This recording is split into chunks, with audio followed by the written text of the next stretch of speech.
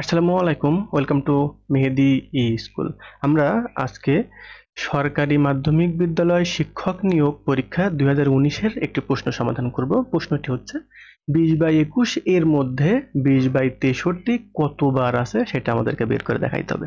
তো প্রশ্নটি একটু আনকমন, আমরা যদি এই কতবার এই কথাটার অর্থ না বুঝি তাহলে এটা সমাধান করার জন্য আমাদের একটু টাফ হয়ে যাবে। তো আমরা আগে 30-এর ভিতরে 5 কতবার আছে, 30-এর ভিতরে 5 কতবার আছে, এটা বলতে আমরা কি বুঝি?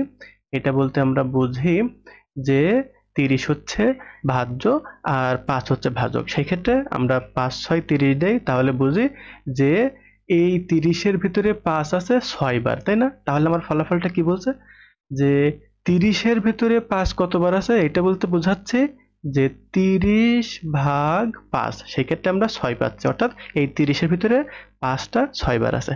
এবার যদি আমরা প্রশ্নে যাই যে 20/21-এর মধ্যে 20/63 কতবার আছে, এখানে বড় কোনটা?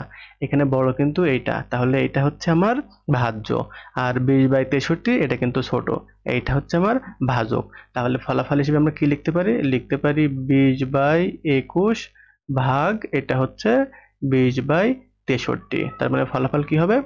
এটা হচ্ছে 20/21, এটা গুণ, এটা হচ্ছে উল্টে যাবে, এটা হবে 63/20। তাহলে এই 20 আমরা কেটে দিই, 21 আর এটা হচ্ছে 3 হয়। তাহলে ফলাফল কি হবে? ফলাফল হচ্ছে 3 বার। আমাদের উত্তরে বলেছিল কতবার আছে, তাহলে এই ক্ষেত্রে ফলাফল কিন্তু 3 বার। তাহলে কোনো একটা সংখ্যার মধ্যে কোনো একটা সংখ্যা কতবার আছে, এই কতবার আছে এটা বললে যার মধ্যে বলবে সেইটা হচ্ছে অল টাইমের জন্য ভাজ্য, আর যে সংখ্যাটার কথা বলা হবে সেটা হবে ভাজক। তাহলে এই সংখ্যা ভাগ এই সংখ্যা ভাগ এই সংখ্যাটা দিলেই আমাদের ফলাফলটা চলে আসবে।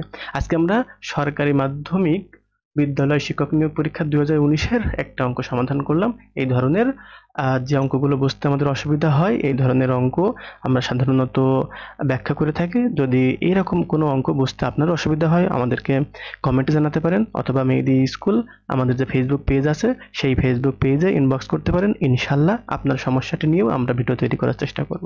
আজকে পর্যন্তই, পরবর্তী ভিডিওতে আবারও দেখা হচ্ছে। সে পর্যন্ত সকলেই সুস্থ থাকবেন, ভালো থাকবেন এবং মেহেদি স্কুলের সাথেই থাকবেন, এই প্রত্যাশা নিয়ে এখানে শেষ করছি। ধন্যবাদ সকলকে।